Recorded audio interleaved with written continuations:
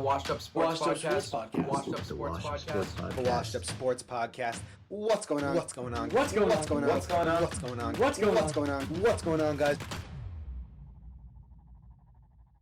What's going on, guys? Welcome back to a Washed Up Sports Podcast. This is episode 35. My name is Evan Klein, and I'm glad to be joined alongside my co-host, Max Lindley. What's going on, guys? Welcome back to another reinstallment of a Washed Up Sports Podcast. This is episode 35. We got an awesome guest for you coming later today.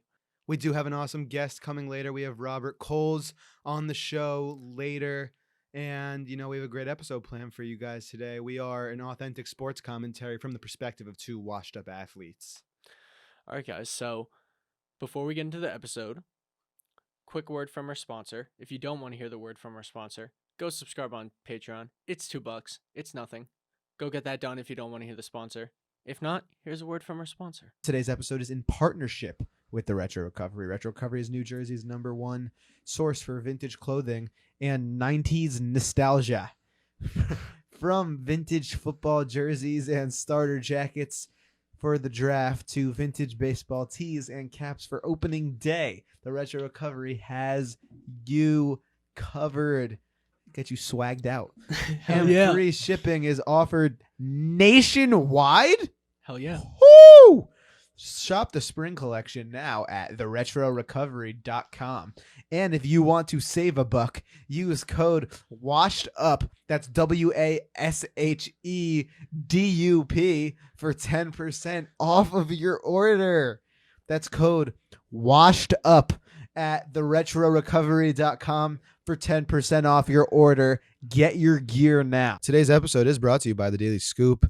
Daily Scoop is the premier dog walking and pet sitting service in Bergen County, located in Glen Rock. Daily Scoop provides service not only to Glen Rock, but to several surrounding towns as well. They ensure that you are getting the best possible care for your pets while you cannot be with them. From the simple dog walk to daycare, at the Daily Scoop, they have you covered. And if you need to leave town to visit your family or friends for the weekend, have no fear. Daily Scoop offers pet sitting services as well. Inquire for more at www.thedailyscoop.com. That's scoop with a K at www.thedailyscoop.com. Here's Max with their Instagram. Daily Scoop LLC. Check them out. Scoop with a K. All right, guys. So fantasy football. Football is just under, I want to say, a month and a half away. Like, we're getting really close. I think it's closer to a month. But we're really close to football. So Evan and I wanted to go and kind of do like a top 10 fantasy picks, not sleepers or anything, just like our almost consensus top 10. And I got to be honest, Evan texted me his list earlier and I had like one qualm with it. And like, that's it. So like we're in pretty much complete agreeal across the board. Agreeal. Is that a word? Don't think so, but I'm not sure. All right, we'll go with it. I liked it though. All I right. thought it sounded all Yeah, right. we're in agreeal. Agreement. There we go. Yeah. That's probably proper grammar. But at 1, we had Christian McCaffrey. We're talking PPR. ladies PPR and leagues, gents. yes, obviously. We're talking PPR here. So, CMC, there's not, I would say there's no better PPR player out there than Christian McCaffrey. He's my #1. Absolutely. And I was in consensus there as well. Next Let's up. see how he responds from injury. Yeah, I think he'll come back strong. Yeah. I think He's so, like too. a specimen of an athlete. Yeah. I mean, I'm interested to see the quarterback situation over there in Carolina and see what's going to be going on over there. Now, you have Alvin Kamara here next. I do. At 2. I agree Alvin Kamara's on the list. I would probably just put him at 3 and then put Dalvin Cook, who you have at 3, at 2. Okay. Yeah. Because Kamara, I feel like he's going to get, yes, a lot of touches this year. A lot of receptions as well. But that's more likely for injury. That's more likely to get stuffed, to get read out by the defense and be planned for every week if that's your main weapon. The Saints are not looking too good when they're talking to Michael Thomas. So you got to think that he's going to be the main piece of their offense. So yes, that's a good thing, but you got to look on the flip side of that and be like, well, the defense can then snuff it out, plan for it every week, and then maybe it's just like you're handing it off and it's only 2 yards. That's fair. That's a fair, concern. But if you're switching in with Dalvin Cook, yes, they probably have more weapons on their team. But Dalvin Cook is arguably one of the most injury-prone players in the league. I understand what you're saying. So injury for me. He For went me, through injury. the whole year last year without an injury. Yeah, there was some scares, but Yeah, but he made he's it through the whole year and had a beast of a year. of course.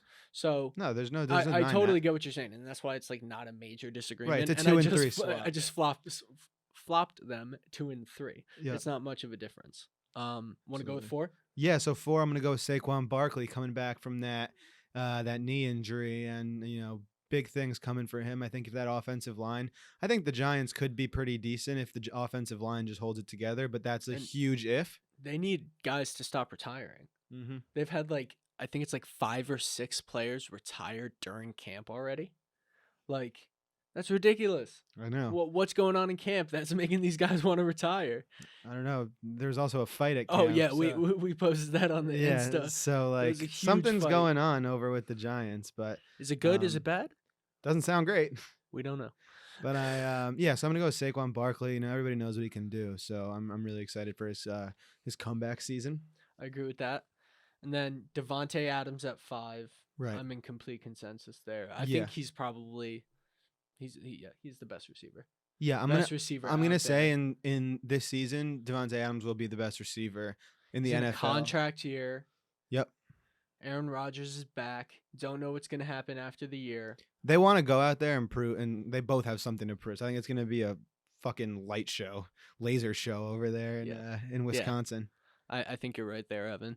Then you got Tyree Kill at 7 or 6. Yeah, Excuse me. 6 is gonna be Tyree Kill. I don't disagree. I don't disagree. Yeah, I like that. I would maybe flop your 6 and 7, but it's like to me they're interchangeable. Okay, yeah, it's a 7. I had Derrick Henry, and the reason I put Hill in front of him in a PPR league is Henry, great running back, arguably the best running back in the league, but he he's not a pass catcher, which is fine, but we're talking PPR football right here. Yeah, he won me my PPR league last year. No, he's still gonna put up points in PPR. Absolutely. Don't get me wrong, but that's not. I just wanted to throw that out there. That's not his. That's not why he gets drafted. No, you know what I mean? He doesn't get drafted for his pass catching. Right. But another thing to add, Tennessee's offense in general is just gonna be so much better this year. You got Julio. Like, come on, man. Like, no, they're gonna be really just good. gonna open up lanes for the run game. Yeah, I think Tennessee is a shoe into the playoffs, honestly, in my opinion. We were talking a couple podcasts ago, and you were like, what do you think their record is? I think they're capable of going to the Super Bowl. Absolutely. They are have capable. The team, yeah. they have the defense. The coach. Vrabel, absolutely. The coach. He's a tough guy. Pretty good coach. They've been getting close. Yeah, they're closer and closer each year. Right. So consensus there. Then you got Nick Chubb, Cleveland Browns. Number 8, Nick Chubb. I'm a huge fan of his. I agree with you here, but this was my one qualm. This is where I probably would have put like DeAndre Hopkins instead. Okay. Because I'm forgetting his name. Kareem Hunt played so well last year. Right. So you got to think that they're probably going to split touches even more this year. They might not. I could be totally fucking wrong, but that's just my little like concern. It's fair. Yeah. It's a fair concern. Yeah. But over to number 9. Number 9, Aaron Jones, also gonna have an unreal year. Yeah, he's a beast. You got to think he's gonna show off. Kind of wants Aaron Rodgers to stay. If they have the best running back in the league, why would he leave? That's got to be. I think if like when the time comes that Devontae and Aaron Rodgers are out, I think Aaron Jones might see the door as well. Yeah, he's so good. He's pass catching for as good as like he is and like how high he's ranked. I honestly think he's still underrated. Absolutely, I think he's up there with like Kamara. Yeah, he's up there with Dalvin the best. Cook, 100%. Saquon. He's up there. He's just like. Mm-hmm. If you have that 9 pick, that is a steal. Right. Absolutely. Right. And then you had Stephon Diggs at 10. Yeah, Diggs had a big year. Yeah, last year. I think they're gonna. His Buffalo is just like the perfect fit, and I think they're gonna build on that. They're coming so hungry after that loss in the AFC Championship last year. The Bills are gonna be so hungry. Josh Allen and Diggs are coming with vengeance this year, and I think it's gonna be very interesting because all I think about when I think of Diggs is watching Kansas City celebrate on that field. He stayed out there and looked and walked away, and I could just tell he's like, just wait till next year, like I'm coming. Yeah, I hear what you're saying.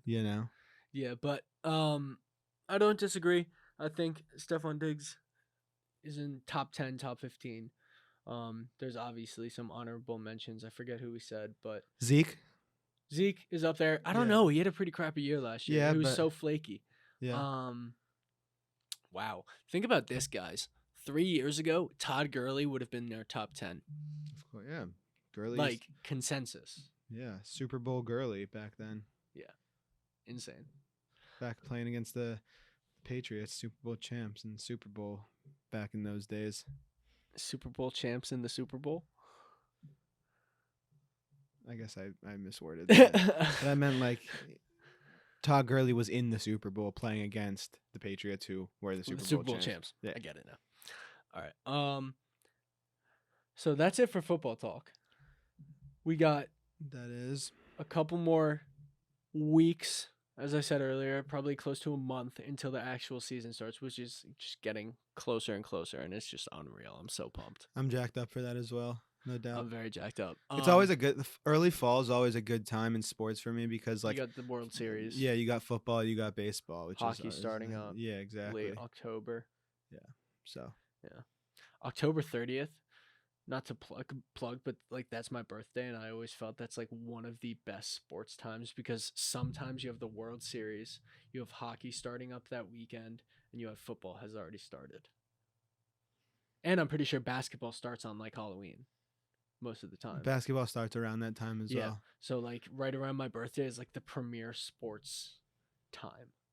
That's awesome. Yo, speaking of basketball, I can't believe I didn't tell you this. Sorry, quick little sidebar before we get to our interview. Yo, I was at Chipotle today, and guess who walked in Paramus? Kyle Anderson, the small forward on the Memphis Grizzlies. Did you say hi? Yeah, I gave him a fist bump. It was awesome. He's 6'9". Did you ask him to come on our podcast? No, I should have, but he should have been like, "Hey, I'm Klein. Can you come on our podcast?" I didn't even ask him for a picture. I just gave him a fist bump, but it was so cool because he's pretty good. You know, he was like he averaged like 12, 13 points last year, and he pulls up in a orange Bentley. That's it. And then where did walks he go to college? I don't know, but he went to UCLA. He went to UCLA, and he was a St. Anthony's guy out in Jersey City. Bobby Hurley guy. Just back home for the summer. Yeah, but that was just a cool little sidebar. I thought I'd mention that I met Kyle Anderson today at Chipotle. I was just going in on a freaking bowl. Nobody wants to hear about this. And Kyle Anderson just ducks in the door, all 6'9" of him, and this is what people want to hear about. Yeah. Yeah, and it was just mucking my bowl. I'm like, Kyle, you know. I'm just picturing this in my head. Yeah, it was pretty awesome. I mean, you don't think when you're at Chipotle an NBA player is gonna walk in the door, especially one that like you're familiar with. I don't really think at Chipotle. I know. It was awesome. It's pretty cool. I'm happy for you. Thanks. All right. Thanks. All right, we're gonna get to our interview now. We have Robert Coles. He, does a lot of things. So, he works man of many hats. Right? Is that the phrase? No, man of many talents. Talents, man of many. He wears a lot of hats. Sure. Is that a saying? I don't think so. But he's a writer. He's a writer. He's an editor. He's a writer. He's an editor. He writes previews. He's in the betting game a little bit.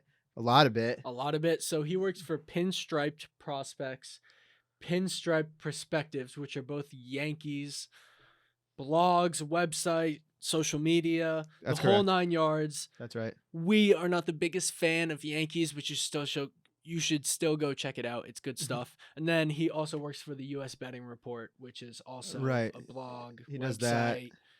Yeah, social media. And then he talked a lot about he's been working with the California Betting Report as well, which you guys will hear about. And then he does some other stuff that we didn't talk about on purpose because something related to that is coming in the future.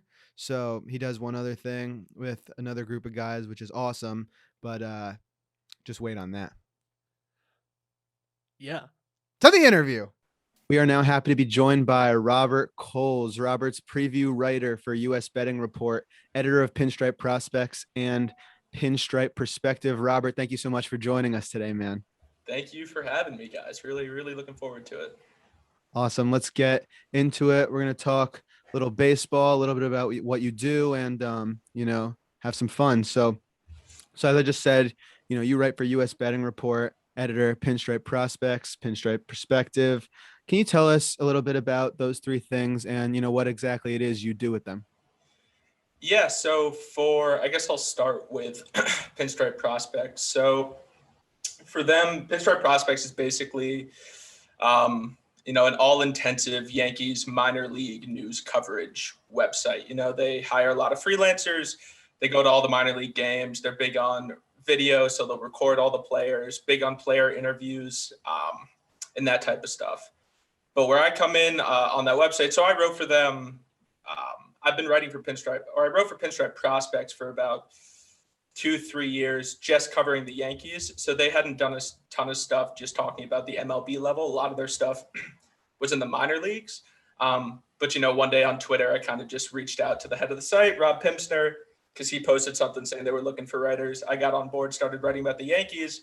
And was doing that for a few years. And then starting actually this year, within the last month or two or so, Pinstripe Perspective came into the picture, which is basically now going to be the new stop for strictly MLB coverage for Pinstripe Prospects. So that will just be like the Yankees or just any general MLB news pretty much. And, I run that website. I'm really the only one contributing to it right now. But hopefully that grows in the future. And then US Betting Report, I started with them a few months ago, kind of just writing baseball betting previews. I've done a handful of those. I haven't done them in a while, just because I've now switched to writing for California Betting Report, because we needed some more links on that page. So I've actually learned a lot about the sports betting industry in California, which has been pretty interesting. But yeah, that's a quick rundown. Awesome. That's awesome. So, obviously a lot on your plate. So tell me a little bit about how you got into writing. When did you decide you wanted to make a career out of that? Yeah, so when I was a freshman at Colgate, I had, I was looking for summer opportunities, things to, fill my time, and a very small website called isportsweb.com. It was run by a Colgate grad, was just kind of, posting job openings for freelance writers. So I reached out and then started writing with them for about a year, but basically just writing about the Brooklyn Nets, the New York Jets, and the New York Yankees, all the teams that, I'm a big fan of. So that's where it really started. I wrote a little bit in high school, kind of more, amateurly, and just kind of putting my opinions in a Word doc. And, we had a small website there. But yeah, started in college with that, and then, grew into Pinstripe Prospects and US Betting Report, all that good stuff. Gotcha. So, sports betting, it's become, it's boomed over the last, however many years. And, tell me a little bit how you initially got involved with them and, what's it like being a part of, this booming industry and, being so in tune with it. Yeah. So, I've enjoyed, recreationally speaking, betting on games for a long time. But it was something I became interested in professionally. I would be applying to a lot of writers' jobs, and this was actually a pretty lucky scenario for me. So I had applied to a job at one company that was looking for people that wanted to write about, betting industry updates. I reached out to one of their lead writers. Turns out they'd filled the position, but we connected on LinkedIn, all that good networking stuff. Right. And then it just happened to be the next day, someone had actually reached out to the guy I was speaking to directly and said, I'm looking for someone to start, writing for me on US Betting Report, writing betting previews, writing industry updates. And then that guy that I spoke to put the guy that reached out to him in contact with me, and I started writing for US Betting Report and California Betting Report. So it was a little serendipitous, definitely a little bit of luck and timing for sure. So, you say you write previews for them. Tell me what goes into a preview. Yeah, well, if you've been into any of my clubhouses, you would know that I'm a big stats guy when it comes to baseball. So a lot of those betting previews is basically, I'll be looking at a game. So say, the Astros and the A's are playing. Basically, I'll go through the stuff on Baseball Savant, see what I like, see what I don't like, look at some numbers there, and kind of try to quasi math my way to a reasonable conclusion on a good pick for that game. And then kind of just post it. And it was something I started doing for about a month. That's kind of quieted down a little bit now, with the California Betting Report and all those industry updates and stuff. But Yeah, I mean, it's been fun, and it's mostly just me doing what I like to do with my free time and being able to put that, into writing and making picks. So, it's been enjoyable. That's awesome. Yeah, I can say I can confirm I may or may not have been in many of those clubhouses. So I can confirm that Coles is a stats guy over here. So, um, you specialize in baseball. I know you've said about. Do you still currently specialize in any other sports, or you're really just focusing in on baseball these days? Yeah, so right now, it really is kind of full throttle baseball. It's probably the sport that I know the most about, but also, in terms of writing betting reports, writing articles on the Yankees, it's the most evidence-based sport, which is kind of one of the reasons I like it so much. You can really formulate an argument around, data and the evidence that you have in front of you, and that's a bit harder to do with basketball or football. That's more scheme and kind of how you see the game, whereas with baseball you can really wonder why is this player struggling, or is this team really overperforming, underperforming, and you can look into things that kind of drive you to that conclusion. So that's why I've gone full throttle baseball. I think it's the one I have the most experience writing on, and probably the one I enjoy the most and have the most expertise on, I would say. Gotcha. So, obviously as a big Yankee fan, getting to write about, the team that you love has to be a lot of fun. What's that like for you, getting to, just, turn, a passion like rooting for the New York Yankees into a career? What's that mean to you? I mean, yeah, it's awesome. At the end of the day, all I really, care about is that, people are reading my stuff and engaging with my opinions and the things that I put out there. So, I mean, it's been a lot of fun. I've been going to Yankee games and watching the Yankees since I can, remember, forming memories. So it's definitely something that I've enjoyed doing, and something I don't take for granted. But I hope it keeps growing into the future. Right now it's definitely in its early stages, I would say. Hoping to keep that going, hoping to grow, hoping to get more people to read what I put on paper. Yeah, 100%. That's the goal for sure. So, with these sites, US betting report / California betting report, where do you see it going? What's the, sky's the limit, I'm sure, but what's your goals, your personal goals for the sites, for yourself with the sites? Yeah, I mean, the goal is just to get as many people reading it as possible at the end of the day. The guy that runs the site is really good with search engine optimization. I actually had a conversation with him yesterday about, some numbers heading in the right direction. But, the one thing I really like about US betting report and California betting report is that it's in its really early stages. So it gives me the opportunity to kind of be, at the beginning of something, potentially big. And especially with the California betting report, I'm writing a ton of updates on that legalization process, which, in November they're voting, or in November 2022, they're voting on that. So, there's still a long way to go there, and there's a lot of progress to be made. And, it's really interesting. And the hope is that, it becomes one of the premier, betting news industry picks, websites. And, I have a lot of confidence that it can be. But I mean, that's the goal. But the biggest goal at the end of the day is that, I'm able to write stuff and people are able to read it and enjoy it. 100%. 100%. With California betting report, is that just picks on games that are happening in California? No, so that's actually just betting industry legalization updates for the state, really. So I write a lot about, new casinos that are opening up, new legislation. I wrote a lot in the beginning about, because California has been kind of scrambling to get this decision on the ballot as to whether or not to legalize sports betting in the next November election. So that's really where most of my experience has been on the California side. It hasn't necessarily been writing about teams directly in California, but yeah, it's been about news updates, things like that, which was not something I expected to write about, but I've learned a lot from it. So it's been a good experience. No doubt. I'm in New Jersey, so one of the states with looser laws around mobile sports betting and all that stuff. So, and then I go to school in Buffalo, New York, where you can't sports bet with mobile. So it's pretty different. I don't know if you have an opinion on it, but do you think New York's going to get there?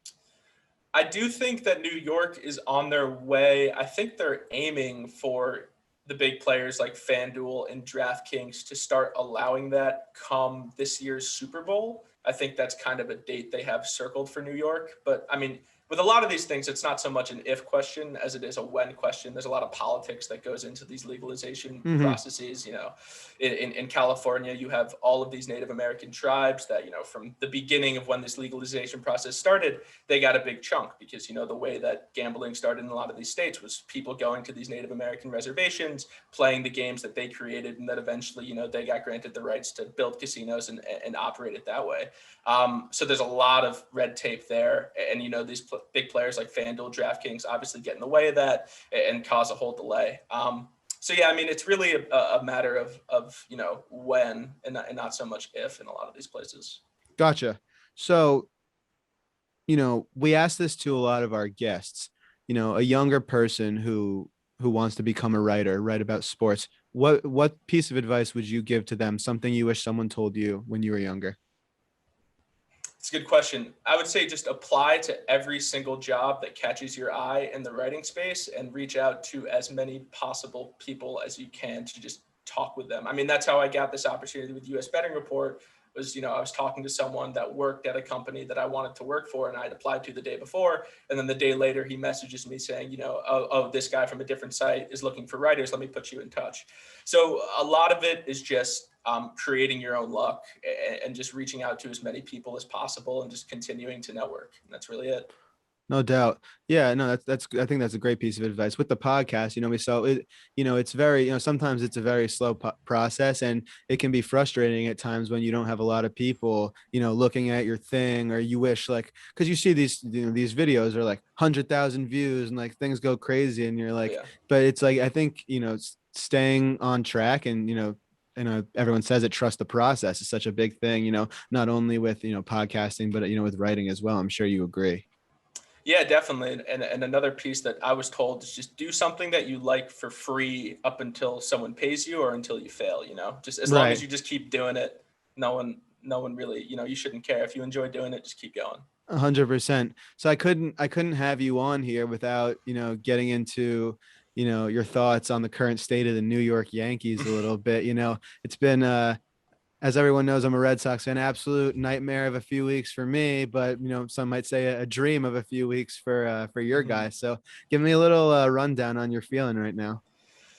Yeah, I mean, it feels like the script has been completely flipped with the Yankees and Red Sox from the first half to now. But you know, with the Yankees, they clearly got a jolt of energy from these Gallo and Rizzo acquisitions, and you know, I'd be lying if I said they didn't kind of luck themselves, or should I say, back themselves into a couple of these wins that they've had. You know, they're 5-2. In their last 7, and you know they could have easily lost 2 of those games against Seattle. But the beginning of the year, you know, as we know, the Yankees had all those terrible losses at the end of games, so it's nice to finally get some bounces our way. But I mean, you know, we'll see what happens. This was a big part of the schedule for them to kind of get fat. You know, they had the Orioles and then they had Seattle. You know, they took care of business, and now they got Kansas City starting tonight. So if you get right here, you know, I think it's important to take either 2 out of 3 or sweep the Royals, because then you got the White Sox, you got the Red Sox next week. So it doesn't get any easier after this. Yeah, I mean, I didn't see it coming. I'll be the first one to say that. You know, and I didn't think that this American League East was going to be, you know, a four team race going down to the wire. You know, August, the end of August is we're in for a treat, you know, beginning of September, still 2 months left, but where do you see this going? End of the season, what's your playoff picture in the American League looking like? Yeah, so I mean, it's hard to keep this completely unbiased, obviously. Of course. But we actually had a clubhouse room the other day, and you know, we go around, we do hot takes sometimes, and I don't know if I don't think you were in the room, but one of my hot takes was that the Red Sox were going to miss the playoffs entirely. Now I'll be the first to say that from when the season started, the Red Sox regular season win total was set at 80.5, and that was a little too low. And you know, I put money in the over, and things are looking good. But I don't think they're the 97 win team, you know, the pace that they were on. And their pitching, to me, I don't know if it can hold up, and we'll have to see how Sale returns. So, yeah, I mean, with all that said, I wouldn't be surprised. I think Tampa is going to win the East at the end of the day. And then in the wild card, you're going to see another Yankees-Oakland game. I think the Red Sox are just going to kind of run out of steam here. And then obviously White Sox got control of the Central, And then, the Astros are probably going to win the West, even though the A's are breathing down their neck. But, trying to keep it unbiased, but I could see the Red Sox really just kind of falling out of it here. I know you hate to hear that probably. Probably is right.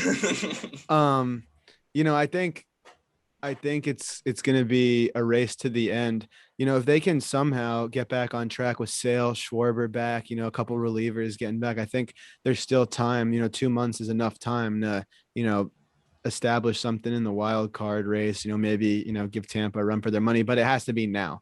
Yeah. They have to, they have an off day today. It has to be right now. And I think it's for sure frustrating because it's like when we're having our worst 2 weeks, Yankees and Blue Jays and Rays even are having the best 2 weeks of the season, but I tell people not to forget, the Red Sox still have like the same win total as the White Sox. So it's like another really good team. We've seen our struggles in August, but at the end of the day, like we're not nearly out of it. People are so quick, and with the Yankees too, I hate, so many people are so quick to jump to conclusions. We're out of it. We suck. We're not making the playoffs, but it's not over till it's over. And we've seen that with the Yankees now. And, and we're seeing it with the Blue Jays a little bit, kind of making a run. So, that's what I try to tell people. Yeah, I can't tell you how many arguments I got in because I've been kind of a believer in the Yankees even when they were struggling. I can't tell you how many ridiculous arguments I got in about the Yankees in the middle of June and early July when people were just kind of giving up on them. I said, just wait around. The schedule gets easier. They'll be okay. And, I can confirm as a chance. Yeah, I can confirm you always kept the faith. I was always hearing that out of you. Last kind of thing on the Yankees that I want to touch on. I saw they're sending Gill back down, Luis Gill. I mean, as a Yankees minor league guy, what's your thoughts on that? He looked good up in the big leagues. Yeah, I think that's just a for now move. I forget who it was, but they wanted to add a couple guys to the roster for this Kansas City series and they have the Field of Dreams game on Thursday with that, and then the rest of that White Sox series. I would expect him to be back. I don't think this is at all a permanent move. It's more just a move to kind of get some pieces around. Absolutely. Gotcha. All right, everyone. Robert, it was a pleasure having you on today. Really appreciate the time. Had a lot of fun. So thank you so much for your time, man. Yeah, thanks for having me on, Evan. Appreciate it. Welcome back from the interview with Robert Coles. That was so much fun. Really enjoyed sitting down with Robert and, talking about what he does. And he's a great guy and, he's doing a lot of great things. Yeah, it was a really cool interview to be a part of. Absolutely. Continuing on the note of baseball, we're going to talk a little bit about current state of the major leagues. The Major League Baseball organization. Right. Sure. So, Max, the Mets are falling apart a little bit. Can they salvage a playoff spot? I don't know. Let's see what our Instagram thought because we asked them the other day. Well, we asked who was winning the division. Yeah. So I guess this has a little bit to do with it, but the consensus was that the Phillies would be winning the division with 7 votes, 4 votes for the Mets, and 3 votes for the Braves. The Mets need to turn it around if they're gonna really do something. So, they haven't been hitting, and that's the issue. And what do we think about? Did you see Pete Alonso after the game being like, "Relax, we're good." Like, no, that's a great attitude. But you also do want to see a little sense of urgency. I mean, you want to be like, I like the we're good, like relax and everything, but you would also want to see him be like, but we're fired up. We're coming next week. Like we're coming hot this week. Like right. Look out for the Mets. So do you think? I think the Mets definitely have a good chance at a wild card spot. I as much as I hate to say it, I want the Mets to win the division. I really do. I don't see it happening. Right. I think the Mets, but I still think the Mets will slip in as a wild.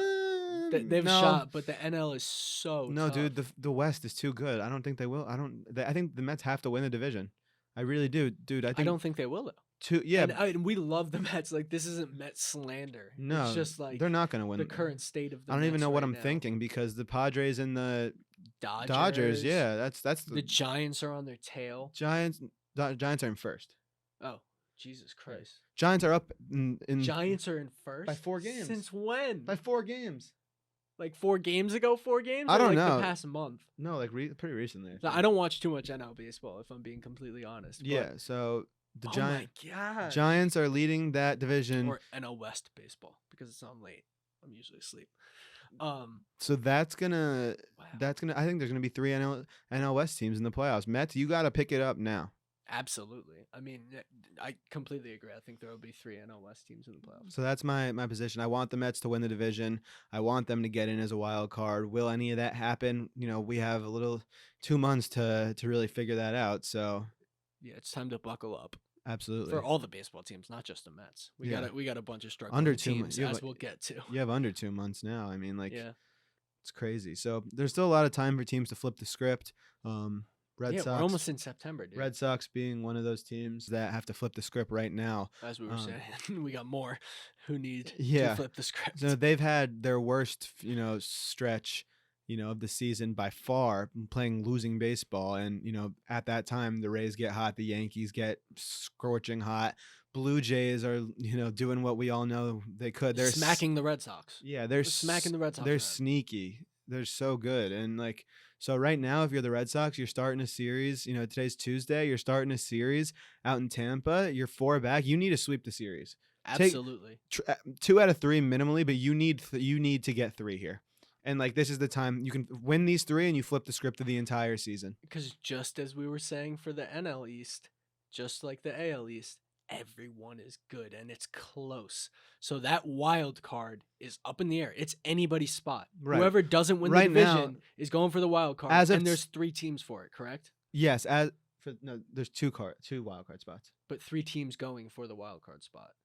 That are right next to each other. Well, yeah, right now you got A's and Red Sox tied for the wild card, for the 2 wild card spots. Then you got the Yankees, the Blue Jays, 3 back. So it's close. Yeah, so it's close. No. More I confuse you sometimes, I can tell. You do. Because I try to talk about baseball. I'm just not good at talking in baseball terms. So I kind of just splurt whatever comes to my mind out because I'm trying to keep up. But it's all right. Thanks for bearing with me. No problem. No problem. But yeah, I mean, it's been tough. But, at the end of the day, the Red Sox had a dream of a first half, and you get to the trade deadline and you're like, well, we were in first place for most of the season. I don't blame the trade deadline because we played so well. We played first place baseball with the team that we had. So, you get Kyle Schwarber and you get a healthy Chris Sale back coming, this Saturday on the 14th, making his first start. You'd like, and you get a little bit of bullpen help, but have they actually been helped? Not really, but it's what they're supposed to be. But, that should be enough. I mean, Ottavino has been good. Ottavino's been fine, but they overuse him a little bit in my opinion. They definitely do. Barnes has been getting hammered lately. He got hammered against the Blue Jays in 2 straight games. In 2 straight games, gave up go-ahead home runs in really big situations, and it's just you could feel the pressure getting to this team, and but as I said, there's a little bit of time left. Not too late to flip the script. You got to go now, though. I completely agree. One thing I do want to say though, and this is something you told me a couple I don't know, 10 podcasts ago, right before baseball season was starting, that the Red Sox, or right as the baseball season was starting, when the Red Sox were getting good, you're like, the Red Sox are not supposed to be this good. No. So don't expect them to be this good. No, it's not the expectation of this year. Right. So I feel like as fans and as but everybody, we got used to the Red Sox being the best team in the league because they were, but then that's really not what they were trying to do this year, technically. But I'm not saying that's an excuse. I'm just bringing it up. No, it's not. It's not an excuse to lose 9 out of 11. No, absolutely never not. an excuse. Absolutely but not. They gotta just. I think they can still salvage and figure this out. But yeah, that's my take on that. And these last weeks of MLB season, going into the playoffs are going to be so crazy, and so many races are going to be just right there, very, very close. So very excited to see how that turns out. Absolutely. Yeah. Yeah. I'm just hoping the Red Sox can pull it together. Me too. Because I don't want to see them miss out on the playoffs after the first half they had. No, I know. That would be, I mean, you would think after the first half they had probably close to a 90% chance of making the playoffs statistically. Yeah. And now they're, I don't even want to know. No, it's probably getting close. It's probably very low comparatively. Yeah. Right. Comparatively to the 90. But yeah. We're going to, kind of switch up the conversation to something else that Max was thinking of that we wanted to discuss here today. Barry Bonds. Barry Bonds. Still not in the Hall of Fame. Still had the most illustrious career of a hitter of all time. That's right. we've never actually had a conversation about it on the podcast or off the podcast, so I just figured we could talk about it. Like, what was your opinion on Barry Bonds, the whole situation when the Hall of Fame like completely neglecting him and not wanting him to be a part of baseball history and all of that, because he was, in my opinion, just, or I'll let you go and then I'll give my opinion. All right. I have a pretty strong opinion on it. So you need 75% vote to get to the Hall of Fame. Bonds was like in the high 60s in the last time they voted for him, and that obviously has everything to do with the steroids. So yeah, of course, Barry Bonds did steroids and all that, but the MLB painted this picture during that like big steroid era that there was like a few big names who were doing it and like they were all being they were handed punishments for it and everything. No, hundreds and hundreds of baseball players were doing steroids. This sounds kind of similar. And not all of them were, disciplined the same way. Andy Pettit has come out and said, "Oh yeah, I did it. Everybody did it." And so if Bonds isn't going to be in the Hall of Fame, you have to treat everybody that's ever, been caught with it the same exact way. And it's just, I don't think they're doing that. And I think Bonds, yes, he did steroids, but Barry Bonds, the steroids did not make Barry Bonds the greatest hitter of all time. Right. Did it add some pop to the bat? Yeah, of course it did. And is that fair? Is that a competitive advantage? It is. But does that take away from how good of a baseball player he was? He was an amazing baseball player, and that's what he was. I mean, but it is cheating, and that's never acceptable. So I go back and forth a little bit. I think he should be in the Hall of Fame because of how great of a player he is. But everyone also fucks up. So it's like it's a very, very tough situation for me. Yeah, I'm in the same boat. I have two things to say. One is that I would say it. I'm glad you said that so like professionally, because the way I have to say is like I just feel like the way he's been like fucked over from the Major League Baseball Hall of Fame is kind of like just messed up. Like he was such a huge part of your sport. He grew the sport during that era. People weren't coming to the stadium to watch Joe Schmo. They were coming to watch Barry Bonds. And they were coming to watch him hit it 500 fucking feet, out of the stadium. Yeah. And then, like, you can't just take that away. That's one. And then two, where you were saying where it's like hundreds of players were doing it really just reminds me of, like, the sticky stuff this year. Like, they tried to find a couple people that they could be like, oh, they got caught. It's scapegoating. Yeah, that's exactly it. It's finding people to scapegoat. And the MLB does it a lot. It sucks. And I don't know. I was just watching I think a highlight tape on Barry Bonds a couple days ago. Yeah. Was curious, fascinated to see what you would say about it. Yeah, no doubt. It's like definitely a good debate topic. Yeah, I think he should be in the Hall of Fame. Yeah. I think he should be in the Hall of Fame. Great Fame. hitter, man. Yeah, I mean, and I totally agree with what you said about like if you're gonna not have him in, you can't let anyone else who uses Make sure A-Rod's first guy gets banned. Unfortunately, you can't get Poppy in either. Yeah, but he tested positive for steroids too. Like there's so many players.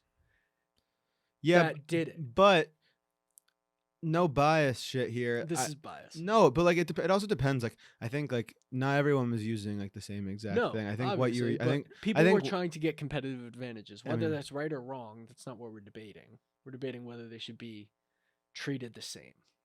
Yeah, I guess. And I think to your point, I think Poppy was tested once, it came up inconclusive, and then tested again and it came up inconclusive. And then they never tested him further. Yeah, and like I read an article just now. I pulled it up. 103 players in the year of 2003, which is just like it's a lot, insane. It's a lot of baseball players. That's like a roster. It's like a full farm system. Yeah, like and that's huge. And some. That's huge. It's like a full roster of like a farm, like a top to bottom, like everybody that you bring to spring training and. Your all low your A, catchers, all your bullpen catchers, your low A teams, yeah. Jesus, You know, that's crazy. it's nuts, and they're probably all really good baseball players. People that list would probably be a stud, all-time stud team. Which makes you want to ask, like, do they need it? I don't know. You don't Like, know. you could definitely argue Barry Bonds didn't need any cheating. Of course not. Yeah. Don't think he did. Yeah. Would he have hit all those? Would he have shattered that record I if? think so. Yeah, maybe. I But- think he would have. but But we that's don't- just my opinion, and we'll never know. Exactly. Yeah. So, just to break everything down, it was a great episode. Another thanks to Robert Coles. Great interview. And, make sure you follow the Instagram, subscribe to the YouTube. Make sure you subscribe to Patreon. Consider that. Follow, $2. It's cheap. right. Follow Twitter, TikTok, everywhere that. Instagram's the big one. Yeah, It's where we're Instagram. the most active. Yeah, Instagram, we've Um, been popping off on the reels and all that stuff. It's a lot of fun, a lot of great content we share on there, and we have a lot of good stuff to offer. So make sure you check us out, guys. Yep. We announced it to our Patreons a little bit ago, so I feel comfortable announcing it here. We got 2 new podcasts coming.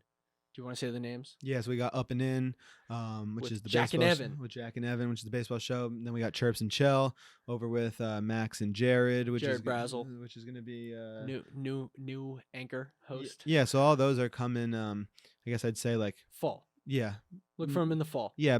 The hockey one will probably be earlier than the baseball one. I don't know. No, you guys got to get going for World Series. Right. It'd be an ample place to start off. Would be. But even that is like October, like Yeah, fall. no. It's fall. We're trying to get so everything. we're looking at fall. All right, guys. Well, thanks for tuning in, and we'll see you next time. See you next week. Hey guys, thanks for watching. Be sure to check out the rest of our channel and subscribe. Make sure to follow our Instagram and maybe consider subscribing on Patreon for our bonus content. You can only find it there. I promise it will be well worth it. Thanks.